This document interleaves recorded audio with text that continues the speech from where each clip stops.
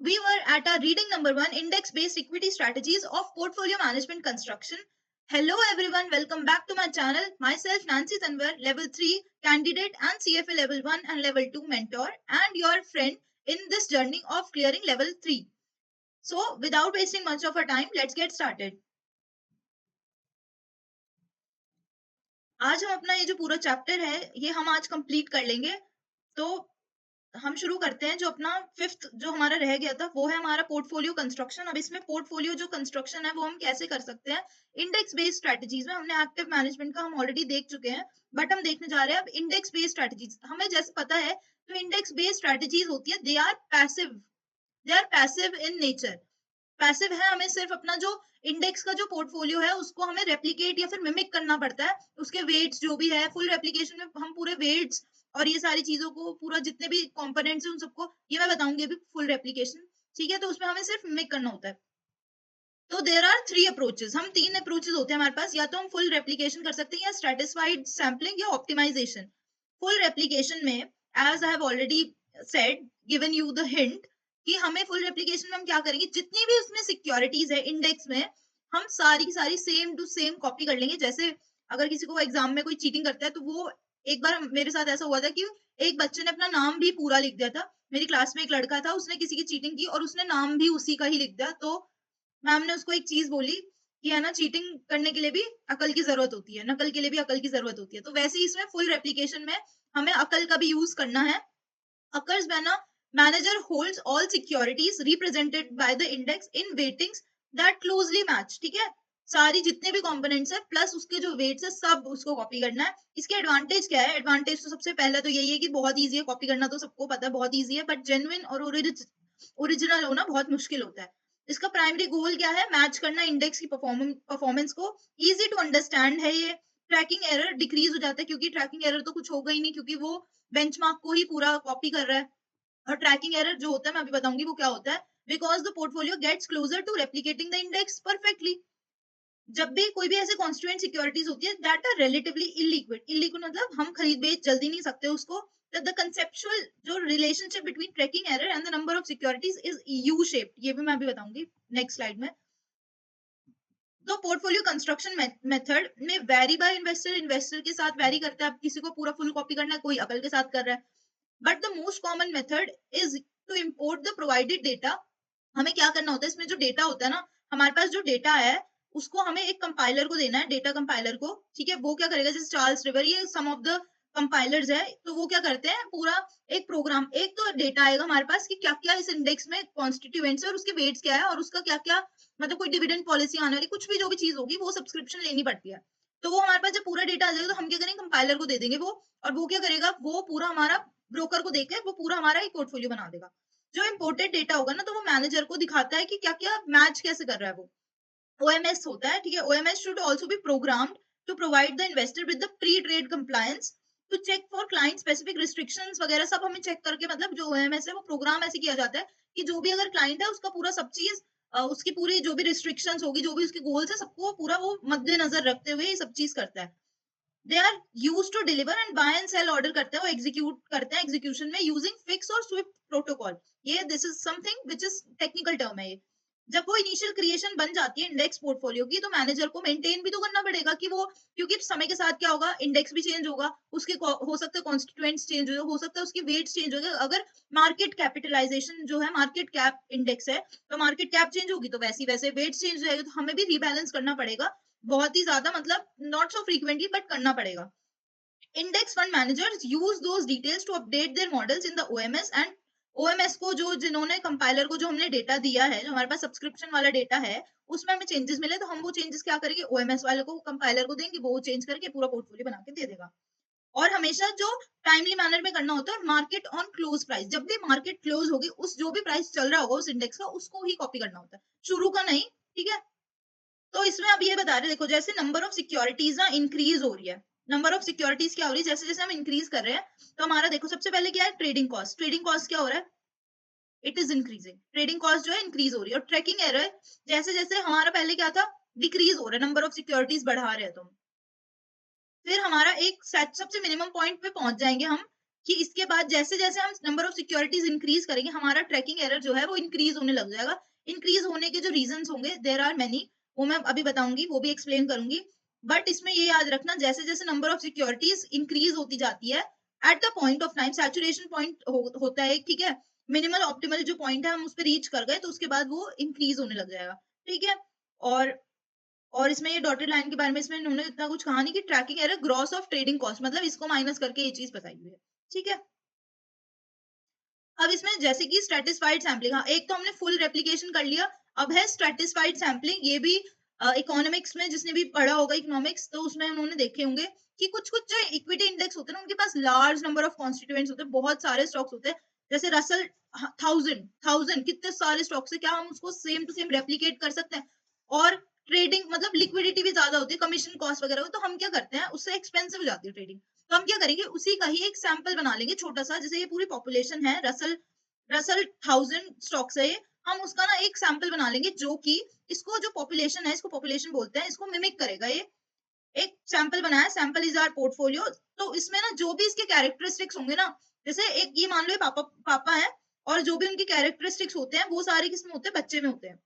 वैसे ही सिमिलरली ये एक पॉपुलेशन है, वैसे ही ये सैंपल है, तो इसके जो भी कैरेक्टरिस्टिक्स हो गए, ये उसको कॉपी करने की कोशिश करेगा हूबहू, मतलब। बट इसमें ये जो कॉन्स्टिट्यूएंट, जैसे इसमें 1000 है, इसमें 1000 नहीं होंगे, इसमें रिलेटिवली बहुत कम होंगे जो हम मैनेज कर सकते हैं। और वो क्यों कर रहे हैं, एक तो इसमें इलिक्विड एसिड्स हो सकते हैं जिसकी वजह से हमारा ट्रेडिंग नहीं कर पाए हम, और हमारी ट्रेडिंग एक्सपेंसिव हो जाए 1000 स्टॉक से। तो इसमें हम क्या करें, 1000 ले लिया या 250 ले लिया, तो ये कितना हो गया, 1/10 या 1/4 हो गया। तो इससे हम मैनेज करने में हमें आसानी होगी, और ट्रेडिंग जो हमारी एक्सपेंसिव थी वो भी हमें थोड़ी कम लगेगी। Holding a limited sample of the index constituents can produce results that track the index return and risk characteristics, मतलब सेम रखेंगे वो। बट जो अरेंज करते हैं हम इसमें पॉपुलेशन को, हम कैसे अरेंज करते हैं, हम डिफरेंट स्ट्रेटा में डालते हैं। स्ट्रेटा क्या होता है, अब I am gonna explain what is a strata. जो ये वर्ड आया पूरा स्ट्रेटिस्फाइड सैंपलिंग, ये कैसे आया है? स्ट्रेटा क्या होता है, आप सबको पता होगा। हमने एक्सेल देखा है, कभी जब हम कोई टेबल बनाते हैं तो हम क्या करते हैं, अलग अलग उसको ना चीजों में हम डिवाइड करना चाहते हैं। जैसे कि फॉर एग्जाम्पल हम स्ट्रेटा इज योर सब ग्रुपिंग्स को बोलते हैं, इसलिए वो नाम पड़ा है स्ट्रेटिस्फाइड सैंपलिंग। एक जो ये पॉपुलेशन है, इसको हम क्या करेंगे, जो इसके कॉन्स्टिट्यूएंट्स है, जो इसके स्टॉक्स है, हम उनको सब ग्रुप्स में डालने की कोशिश करेंगे। सब ग्रुप्स में डालेंगे तो इससे क्या होगा, फिर हम जो उसके जो भी हमने ग्रुप ए बनाया, ग्रुप बी बनाया, ग्रुप सी। अब इसमें 1, 2, 3, 4 ऐसे बहुत सारे स्टॉक्स आ जाएँगे। तो जो-जो इसके जो मेजरली होंगे ना, जो अच्छे स्टॉक्स हमें लगेंगे, हम वो पिक कर लेंगे। तो हमारा एक जो पॉपुलेशन बन जाएगा, वो क्या बन जाएगा, स्ट्रैटिस्फाइड सैंपलिंग के थ्रू एक सैंपल बन रहा है। तो जो वेरियस स्ट्रैटा होते हैं, हमें ऐसा लेना पड़ता है कि वो म्यूचुअली एक्सक्लूसिव हो, अगर एक लिया तो दूसरा नहीं होगा वो। और क्या हो, एग्जॉस्टिव, मतलब पूरा पॉपुलेशन 1 हो जाए, उसका मतलब हमने सब चीज़ कवर कर ली। ऐसा नहीं है कि कोई स्ट्रैटा छोड़ दिया, छोड़ना भी नहीं है।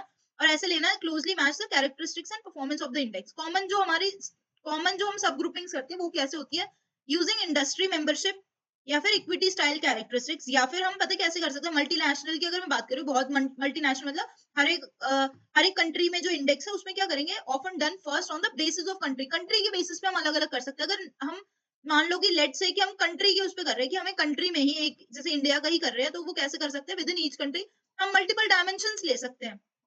इसका एडवांटेज क्या है, क्लोजर इंडेक्स ट्रैकिंग होती है इसमें। बट जो index based strategy equity managers tend to weight portfolio holdings proportionately to each stratum weight in the index. अगर मान लो ए का जो वेट है वो है, मान लो 1/3 है, 1/3 है, और इसका जो है वो लेट्स से 1, इसका भी 1/3 है, तो इसके हिसाब से ही ये इसको भी वेट देंगे। ठीक है, सिंपल। ऑप्टिमाइजेशन क्या है, एक तीसरा जो हमारी टेक्निक थी कि उसको हम कैसे कंस्ट्रक्ट कर सकते हैं। सबसे पहले था full replication, second is your stratified sampling, third is your optimisation. इसमें क्या होता है, हम मैक्सिमाइज करना चाहते हैं एक डिजायरेबल कैरेक्टरिस्टिक्स को, या फिर हम मिनिमाइज करना चाहते हैं एक अनडिजायरेबल कैरेक्टरिस्टिक्स को, सब्जेक्ट टू वन और मोर कंस्ट्रेंट्स। इसमें क्या कर रहे हैं, जैसे जो मेरे को कैरेक्टरिस्टिक्स को दिखाना है, मैं उसको मतलब थोड़ा उसको ही हाईलाइट करूंगी, जो मेरे को नहीं दिखाना उसको मैं नहीं हाईलाइट करूंगी। एग्जाम्पल जैसे कि हमें मेरा जो गोल है वो है इंडेक्स ट्रैकिंग एरर को कम करना, सब्जेक्ट टू द कंस्ट्रेंट कि 50 ही स्टॉक्स होने चाहिए। तो मेरा जो डिजायर्ड आउटपुट है वो क्या होगा, आइडेंटिफिकेशन करना ऐसे 50 स्टॉक्स को जो कि ट्रैकिंग एरर को मिनिमाइज कर सके। जो ऑप्टिमाइजेशन प्रोग्राम्स होते हैं जो विदाउट कंस्ट्रेंट्स रन करते हैं, they do not consider industry affiliation but rather use security level data. तो अब जो भी ऑप्टिमाइजेशन कर रहा है उसको जो जो एनालिस्ट होगा, उसको high level of technical sophistication होता है, फेमिलियरिटी होनी चाहिए कंप्यूटर ऑप्टिमाइजेशन सॉफ्टवेयर के साथ, और good understanding of the output भी होनी चाहिए। तो मतलब ही needs to be trained in computer as well. इसका एडवांटेज क्या है? Lower amount of tracking error. Accounts जो होती है एक्सप्लिसिटली वो क्या करती है, कोवेरिएंस को हम दिखा सकते हैं इसमें अच्छे से। और डिसएडवांटेज क्या है कि हमें रन करना पड़ता है फ्रीक्वेंटली जो सॉफ्टवेयर है, और उसके एडजस्टमेंट्स करने पड़ते हैं पोर्टफोलियो में, जो कि कॉस्टली हो सकता है। अब जो हमारा फोर्थ अप्रोच है, this is your blended approach. ये कोई अप्रोच भी नहीं है ऐसे एज सच, अलग से नहीं कर सकते, बट हम इसमें ब्लेंड मतलब एक कुछ इसका हिस्सा ले रहे हैं, दूसरा इसका हिस्सा ले रहे हैं, उसको हम मिक्स करके एक अप्रोच बना रहे हैं। अब इसमें बोल रहे हैं अगर कोई लार्ज कैप, अगर हमारे पास लार्ज जो प्रपोर्शन है वो इंडेक्स पोर्टफोलियो का है, लार्ज कैप के लिए हम फुल रेप्लिकेशन यूज कर सकते हैं। बट जो ऐसे कॉन्स्टिट्यूएंट्स है जिनका मतलब जो इलिक्विड है, जिनको हम बहुत सारे हैं जो ट्रेड नहीं हो सकते, उसके लिए हम अपना जो सेटिस्फाइड सैम्पलिंग है वो कर सकते हैं। मतलब किसी जो एक ही पोर्टफोलियो है, कुछ पोर्शन के लिए हम फुल रेप्लिकेशन और कुछ के लिए हम क्या यूज कर सकते हैं, स्ट्रेटिस्फाइड सैम्पलिंग या फिर ऑप्टिमाइजेशन। यही इसमें बोल रहे हैं ब्लेंडेड अप्रोच में। अब इसमें बोल रहे हैं कि tracking error management, tracking error क्या होता है ये भी हम देखेंगे, और उसको हम कैसे मैनेज कर सकते हैं हम ये भी देखेंगे। अब ट्रैकिंग एरर और जो ये एक्सेस रिटर्न है ना, ये वाली जो टर्म्स है ये दोनों बहुत इंटरचेंजेबली यूज होती है, बट इनके अंडरलाइन कर रही हूँ इस चीज को कि अंडरलाइन कर रही हूँ इसलिए क्योंकि ये दोनों वर्ड्स बहुत लोग इंटरचेंजेबली यूज करते हैं, but they are totally different. ये आप लोगों को याद रखना है। ट्रैकिंग एरर को कभी भी एक्सेस रिटर्न मत समझना, दोनों अलग है। ट्रैकिंग एरर जो होता है वो क्या करता है, वो देखता है कि पोर्टफोलियो जो है कैसे बिहेव कर रहा है बेंचमार्क के, मतलब क्या उसका क्लोजली कितना बिहेव कर रहा है वो, और वो मेजर करता है कि मैनेजर की एबिलिटी की वो कितना अच्छे से रेप्लिकेट कर सकता है। Tracking error basically standard deviation होता है बेंचमार्क और इंडेक्स के बीच में, और एक्सेस रिटर्न तो रिटर्न्स का ही मतलब डिफरेंस होता है। अब समझ आया? इसमें एक्सेस रिटर्न्स जो है वो हमारा जो एब्सोल्यूट डिफरेंस है वो देख रहा है, और जो ट्रैकिंग एरर है वो हमारा डिविएशंस के उसमें देख रहा है, स्टैंडर्ड डिविएशंस है ये सारी। तो this is a difference, huge difference. Tracking error is calculated as standard deviation, और एक्सेस रिटर्न क्या होती है, difference between portfolio returns and benchmark returns. Tracking error and access returns are distinct measures, they should not be used interchangeably. नहीं बोलना इसको। Access returns जो है वो नेगेटिव और पॉजिटिव हो सकती है, बट जो ट्रैकिंग एरर है क्योंकि वो स्टैंडर्ड डिविएशन है, it always needs to be positive, positive होना चाहिए, नॉन नेगेटिव नंबर होना चाहिए, positive. Low tracking error will low tracking error जो भी कितना जितना ज्यादा कम स्टैंडर्ड डिविएशन और नेगेटिव एक्सेस रिटर्न्स अवॉइड हो रहे हैं, उतना ही हम बोल सकते हैं कि एक जो फंड मैनेजर है उसकी बहुत अच्छी स्किल है। An index that contains a large number of constituents will tend to create a higher tracking error, क्योंकि मैनेज करने में बहुत डिफिकल्टी हो जाएगी, उसको रेप्लिकेट नहीं हो पाएगा वो with those of fewer constituents, because large number of constituents may prevent the manager from fully replicating the index. Potential causes, क्यों ट्रैकिंग एरर और एक्सेस रिटर्न क्यों आते हैं? सबसे पहले फीस चार्ज। फीस चार्ज क्या होता है? एक तरह से कॉस्ट होती है। कॉस्ट क्या करेगी? हमारी एक्सेस रिटर्न्स को कम कर देगी, तो हमारी एक्सेस रिटर्न्स जितना ज्यादा हायर फीस होगी, एक्सेस रिटर्न्स भी उतनी हमारी कम होगी, और हायर ट्रैकिंग एरर मतलब एक जो डिफरेंस होगा आपस में वो ज्यादा होगा। Number of securities held by the portfolio versus the benchmark. इसमें क्या है कि कितना बेंचमार्क में कितनी पोर्टफोलियो, अगर जितनी ज्यादा पोर्टफोलियो होगी उतना ज्यादा ट्रैकिंग एरर होगा, और उतना हमारा कम एक्सेस रिटर्न होगा। इसमें लिखा है जैसे स्टॉक जो लिक्विड है, स्टॉक इंडेक्सेस और इन्वेस्टेबल है, फुल्ली रेप्लिकेट कर सकते हैं, while the indexes are hard to find securities or great number of securities are sampled.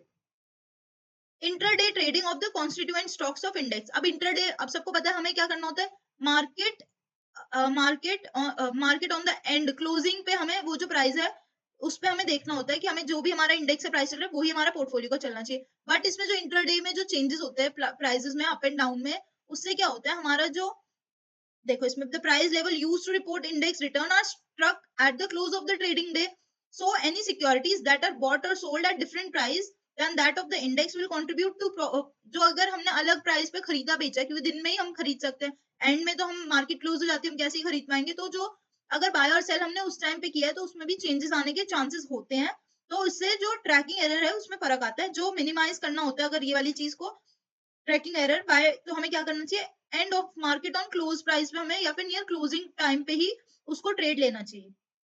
Trading commission paid to brokers. अब ट्रेडिंग कमीशन क्या है? एक तरह से कॉस्ट है, जितना ज्यादा कॉस्ट इंक्रीज होगी उतनी ज्यादा एक्सेस रिटर्न्स हमारी कम हो जाएगी और trekking error will increase. Cash holding of the portfolio. Cash कहाँ से आ सकता है, जैसे डिविडेंड्स आए या फिर कोई पैसा ऐड किया है और इन्वेस्टर ने, तो वो एकदम से हम इन्वेस्ट तो कर नहीं सकते, तो वो क्या होगा, वो हमारे पोर्टफोलियो में रहेगा। जब वो पोर्टफोलियो में रहेगा तो इसकी वजह से, इसको मैं बताती हूँ, जो ट्रैकिंग एरर जो इसकी वजह से टेम्परली अनइन्वेस्टेड कैश की वजह से क्रिएट होगा, उसको हम बोलते हैं कैश ड्रैग। ड्रैग क्या होता है, खींचना नीचे। तो कैश क्या है, ट्रैकिंग एरर को या फिर हमारे जो एक्सेस रिटर्न है उसको खींच रही है। तो इससे क्या होगा, both will effect tracking error. The effect of cash drag on the portfolio is negative when the market is rising and positive when it is falling. ये जो है ये याद रखने की चीज है, क्योंकि एग्जाम में पूछा जा सकता है, इंपॉर्टेंट है, दिस इज इंपॉर्टेंट। अब हम इसको कंट्रोल कैसे कर सकते हैं, जो प्रोसेस होता है ना कंट्रोल का, it involves a trade off between benefits and cost. हमेशा बेनिफिट और कॉस्ट की एनालिसिस होगी, तभी हम कर सकते हैं कि या तो हमें ट्रैकिंग एरर इंक्रीज कर लेते हैं या फिर हम ये सारी चीजों को देख लेते हैं। अब हम मिनिमाइज कर सकते हैं कैश को, क्योंकि अभी हमने देखा जो कैश की वजह से क्या होता है, ट्रैकिंग एरर इंक्रीज होता है, तो हम मिनिमाइज कर सकते हैं कैश को। या फिर हम कर सकते हैं, मेंटेन कर सकते हैं beta zero, beta equal to one. One मतलब जितना ज्यादा क्लोज रखने की कोशिश कर सकते हैं हम इंडेक्स को और हमारे पोर्टफोलियो को, जिसकी वजह से हमारा जो ट्रैकिंग एरर है वो कंट्रोल में आ सके। अब इसमें बोल रहे हैं कि सोर्सेज ऑफ रिटर्न और risk in an index equity strategies. Sources of return क्या होता है, एट्रीब्यूशन एनालिसिस जिसे बोलते हैं, और रिस्क, रिस्क एट्रीब्यूशन एनालिसिस भी होता है कि हमारी जो सोर्स ऑफ रिटर्न क्या है, हमारा जो ये इंडेक्स बना है, इसका जो इंडेक्स नहीं, इंडेक्स भी है और पोर्टफोलियो, ठीक है, ये है हमारा पोर्टफोलियो, ये है हमारा जो क्या कहते हैं, इंडेक्स बेंचमार्क जिसे बोल सकते हैं। इसके रिटर्न्स कहाँ से आ रहे हैं, इसकी एट्रीब्यूशन, इसकी जो पूरी हम करते हैं कि कहाँ कहाँ से हमारा, या तो अगर कोई मार्केट इंडेक्स है तो मार्केट साइज वैल्यू किसकी वजह से आ रहा है, कौन से फैक्टर्स की वजह से हमारा इसका रिटर्न क्रिएट हो रहा है, ऑल्सो जो कितना रिस्क इसमें क्रिएट हो रहा है, ये हम लेवल 2 में देख चुके हैं पोर्टफोलियो मैनेजमेंट में ही। एक बार उसको रिवीजन करने की जरूरत है, पोर्टफोलियो का कैसे कैसे रिटर्न्स आ रहे हैं और कैसे कैसे सोर्सेज आ रहे हैं, ये देखते हैं इसमें। एट्रीब्यूशन एनालिसिस क्या होता है, जब हम क्या करते हैं, स्टॉक्स और इन सब में चूज करना होता है हमें कि कहाँ हम स्टॉक्स, बॉन्ड्स और अदर एसेट्स में कैसे चूज करें, फिर हम क्या करते हैं, पार्टीशन करते हैं अलग अलग सब कैटेगरीज में। द प्रोसेस जो है वो बिगिन होता है with choosing what countries to invest, कौन सी हमें कंट्रीज में इन्वेस्ट करना है, व्हाट मार्केट कैप साइजेस हमें यूज करना है, इन्वेस्टमेंट स्टाइल कौन सा यूज करना है, हमें कितना कॉन्स्टिट्यूएंट्स को मार्केट कैप के हिसाब से वेट देना है, ऑल्टरनेट कोई वेटिंग मेथड है उसके हिसाब से, अकॉर्डिंग टू या फिर स्टेटेड पोर्टफोलियो ऑब्जेक्टिव के हिसाब से। Returns of the portfolio are studied after they have been experience. मतलब हमें ये सब चीजें कब करनी पड़ती है, एट्रीब्यूशन एनालिसिस कब होती है, हम, अच्छा एक बात बताओ, सोर्सेज ऑफ रिटर्न देखेंगे कब, जब वो रिटर्न जनरेट करेगा, तभी तो हम देख पाएंगे कि वो रिटर्न आए कहाँ से, उससे पहले तो हम कर नहीं सकते। तो ये सारे क्या होते हैं, सोर्सेज ऑफ रिटर्न कैसे होते हैं, कंपनी स्पेसिफिक रिटर्न्स हो सकते हैं, सेक्टर रिटर्न्स हो सकते हैं, कंट्री रिटर्न्स, करेंसी। इसको अब आप ऐसे देख सकते हो, कंपनी बॉटम अप अप्रोच दिख रही है ये, कंपनी स्पेसिफिक रिटर्न्स, फिर सेक्टर, फिर कंट्री, फिर करेंसी रिटर्न्स, ग्लोबल हो गया। Index fund managers of factor based strategy should understand both the sources of return and how, एक तो इंडेक्स और बेंचमार्क दोनों की देखनी पड़ती है, how those returns are related to broad market index from which the constituents were chosen. Securities lending क्या होती है, अच्छा एक बात बताओ, सिक्योरिटीज लेंडिंग क्या होती है, सिक्योरिटीज लेंडिंग मतलब मैं एक पोर्टफोलियो हूँ, पोर्टफोलियो मैनेजर हूँ, या फिर मैं एक इन्वेस्टर हूँ, मेरे पास ना एक बहुत ही अच्छा खासा बंच पड़ा है, एक पोर्टफोलियो है जिसमें मेरे, मान लो कि मैंने बहुत अच्छे अच्छे स्टॉक्स के, लेट से हिंदुस्तान यूनिलीवर, एचयूएल है जो, उसके एचडीएफसी बैंक के, टीसीएस हो गया, इन्फोसिस हो गए, जो बड़ी ब्लू चिप्स कंट्रीज है, कंपनीज है सॉरी, या और भी कोई अच्छे अच्छे स्टॉक्स ले रखे हैं। तो अब क्या हो रहा है, अब मेरे पास ना वो है पड़े हुए और मैं लॉन्ग टर्म इन्वेस्टर हूँ। अब शॉर्ट सेल करनी होती है किसी ना किसी को, तो मैं क्या कर सकती हूँ, मैं अपने ना जो स्टॉक्स है वो दे सकती हूँ कि तू शॉर्ट सेल कर ले, ठीक है। बट जो लेंडर, जो बोरो कर रहा है, बोरोवर, वो क्या करेगा, मेरे को कुछ कोलेटरल तो देगा, ठीक है, मेरे को कोलेटरल देगा क्योंकि मेरे पास वो स्टॉक्स है, वो मेरे से वो स्टॉक्स ले ताकि वो शॉर्ट सेल कर सके उनको। अब मैं जब उसको कोई भी चीज उधार पे दे रही हूँ तो मैं पैसे भी मांगूंगी उससे, तो मैं इससे इसमें क्या करूंगी, मेरे को एक एक्सेस रिटर्न नहीं जनरेट हो रही, मैं जब अपनी सिक्योरिटीज को लेंड कर रही हूँ तो मेरे को एक एक्सेस रिटर्न इसमें जनरेट हो रही है, और मैं प्लस अपने जो वो सिक्योरिटीज दे रही हूँ उससे वो शॉर्ट सेल कर पा रहा है। इससे क्या होगा, इनकम रिसीव जो हो रही है वो होगी, एक वैल्यूएबल एडिशन हो गई मेरे पोर्टफोलियो रिटर्न्स में। In addition to benchmark index, ये क्या होगी, मेरी एक एक्सेस रिटर्न में हेल्प करेगी। जो भी लेंड करना चाहते हैं इन सिक्योरिटीज को, वो लेंडिंग एजेंट यूज करेगा, मेरे को थोड़ी पता है कि किसको बोरो करना है, या बोरोवर को थोड़ी पता है कि कौन लेंड करना चाह रहा है, बीच में एक ब्रोकर टाइप कोई इंसान होगा, उसको हम बोलते हैं लेंडिंग एजेंट। अब टू लीगल डॉक्यूमेंट्स भी उसको उसमें चाहिए होंगे, कौन कौन से, सिक्योरिटीज लेंडिंग ऑथराइजेशन, कि मैं ऑथराइज कर रही हूँ कि मैं दे रही हूँ अपने स्टॉक्स, बिटवीन किसका, लेंडर एंड एजेंट। और फिर क्या होगा, एक मास्टर सिक्योरिटीज लेंडिंग, देखो ए जो है वो है lender, B is your borrower, बीच में है एक एजेंट। तो हमें 2 डॉक्यूमेंट्स मिलेंगे, एक तो इनके आपस के बीच में और एक इनके आपस के बीच में। तो 2 डॉक्यूमेंट्स हमें ज़रूरी है। अब इसमें मेन रिस्क क्या है? Credit quality of the borrower. हमें नहीं पता जिसने मेरे सिक्योरिटीज़ लिए वो क्या मेरे को वापस देगा? वो एक रिस्क है, ठीक है? कोलैटरल का रिस्क है, मार्केट रिस्क की वो जो मेरे को कोलैटरल दे रहा है हो सकता है मैं उसको बेच ही ना पाऊँ या कुछ ऐसे गंदे से स्टॉक्स दे दिए, कुछ ऐसा दे दिया उसने कुछ गलत मतलब जो मैं मेरे यूज़फुल नहीं है जो बैंकरप्ट हो। जैसे ऐसे चेक दे दिए जो बाउंस हो जाए। लिक्विडिटी रिस्क हो सकता है इसमें। ये मैं उस चीज़ को बेच नहीं पा रही। ऑपरेशनल रिस्क जो है वो अलग ही है। हो सकता है जो अब बाय चांस सब चीज़ हो गया। अब जो बोरोवर है वो आया है अपने पैसे लेने या जो भी उसने कोलैटरल दिया था वो। अब हो सकता है जो लेंडर है मेरे मन में ना लालच आ जाए कि मेरे को एक्स्ट्रा और कमाना है, तो मैं वो रिस्की एसेट्स में डाल दूँ और जो उसको कोलैटरल है वो ही चला जाए। तो वो भी एक रिस्क है। Investor activism and engagement by index fund managers. अब जो इंडेक्स फंड मैनेजर्स होते हैं जो ये बेसिकली पैसिव इन्वेस्टर्स जो होते हैं, तो ये क्या करते हैं, ये एक लॉन्ग टर्म किसी सिक्योरिटी में ही रहेंगे। तो लॉन्ग टर्म में रहेंगे तो इसमें क्या होगा, इनको डाइवर्सिफिकेशन की जरूरत पड़ती है कि वो जो उनकी गवर्नेंस है जो भी उन्होंने स्टॉक्स ले रखे वो अब अच्छे से चलेंगे तो तभी वो मतलब गवर्नेंस उनकी अच्छी होगी। कॉर्पोरेट गवर्नेंस अच्छी है मतलब उनका इंटरनल जो पूरा कॉर्पोरेट गवर्नेंस है और जो एक्सटर्नल है वो सब अच्छा है, तभी तो मेरे जो स्टॉक्स है अगर अच्छी गवर्नेंस के हिसाब से तभी तो वो रिटर्न देंगे, तभी मैं उसमें एक्टिवली उसमें एंगेज होती हूँ। इसमें ये पूरे में यही लिखा है कि जो इंस्टीट्यूशनल इन्वेस्टर्स है वो ही ज्यादातर लार्जेस्ट शेयर होल्डर्स होते हैं ऑफ मेनी कंपनीज। तो ये क्या करते हैं, इनके पास एक्सेस मिल जाता है private meetings with corporate management, जिससे कि वो डिस्कस कर सकते हैं कंसर्न्स और preferences regarding corporate policies on board structure and composition, management की कितने पैसे देने, कंपनसेशन जो रेम्यूनरेशन बोलते हैं, ऑपरेशनल रिस्क मैनेजमेंट पे ये लोग बात कर सकते हैं, इंटेग्रिटी ऑफ अकाउंटिंग स्टेटमेंट्स और अदर मैटर्स पे ये लोग बात कर सकते हैं। तो बट गवर्नेंस क्यों मैटर कर रही है इंडेक्स बेस्ड इन्वेस्टर्स को, जबकि वो डाइवर्सिफाइड है पूरा अच्छा उनका पोर्टफोलियो? वो इसलिए कर रही है क्योंकि गवर्नेंस अच्छी होती है तो उसकी वजह से higher returns of index constituent stocks होते हैं, जिसकी वजह से गोल ऑफ एक्टिविज्म क्या है, इंक्रीज करना रिटर्न्स को। As long as stock has membership in the benchmark, जो इंडेक्स मैनेजर्स होते हैं उनको हम परमानेंटली ट्रीट करते हैं क्योंकि ये परमानेंट मेंबर्स है। तो इनको क्या मिलती है, एक तो इनको ना एंगेज कर सकते हैं कंपनी मैनेजमेंट और बोर्ड के साथ और प्रॉक्सी भी कर सकते हैं, बट और इसमें पता है एक और है, इसको इनको ग्रेटर वोटिंग राइट्स भी, मतलब एक के बदले एक, अगर एक इनके पास शेयर है it is not equal to 1 vote. इनको ना परमानेंट है क्योंकि तो इनको कभी कभार 10 भी होता है, 10 टाइम्स भी ये वोट्स कर सकते हैं। तो जो इंडेक्स बेस्ड मैनेजर्स होते हैं होल्ड करते हैं कंपनी के shares to fulfil their tracking mandate, तो क्योंकि ये परमानेंट ले लेते हैं तो जो इनकी जो एक्टिविटीज होती है ना, एक्टिविस्ट जो एक्टिविटीज होती है उनको वो लेस सीरियसली लेते हैं क्योंकि ये परमानेंट मेंबर्स है, इन्हें पता है कि ये लोग कहीं जाएंगे नहीं, इसलिए जो कंपनी भी है वो भी उनको नॉट सो सीरियस, मतलब ज्यादा सीरियसली नहीं लेती इनको seriously. With this we have completed our chapter number 1 और हम शुरू करेंगे न्यू चैप्टर। हमारा आज का जो डे का टास्क था वो भी पूरा खत्म हो चुका है। टाइपिंग की प्लीज प्रैक्टिस कर लेना, रिवीजन कर लेना और जो end of the chapter questions है उसको भी प्रैक्टिस करना बहुत ज्यादा जरूरी है जब हम पूरी वीडियोस और रिवीजन के बाद, ठीक है? और क्योंकि वो ये तभी पता चलेगा कि मैं कैसे पढ़ा रही हूँ, तब तक तुम अगर क्वेश्चंस नहीं करोगे तब तक पता ही नहीं चलेगा कि वो क्या तुम्हें कंसेप्ट क्लियर हो रहा है या नहीं हो रहा। नहीं हो रहा होता तो कभी कभार हमें उसमें थोड़ा और ज्यादा टाइम देने की जरूरत होती है, उसको रीड करना पड़ता है हमें उस चैप्टर को दोबारा या उस पर्टिकुलर टॉपिक को रीड करना पड़ता है जिसमें हमें डाउट्स आ रहे हैं। और लेवल 1 और लेवल 2 स्टूडेंट्स के लिए I have a form for you, description box में आपको मिल जाएगा, गूगल फॉर्म है उसको फिल कर लेना अगर पेड क्लासेस है कोचिंग के लिए लेना है तो, ठीक है? और बाय बाय, मिलते हैं अपनी नेक्स्ट सेशन में। Signing off.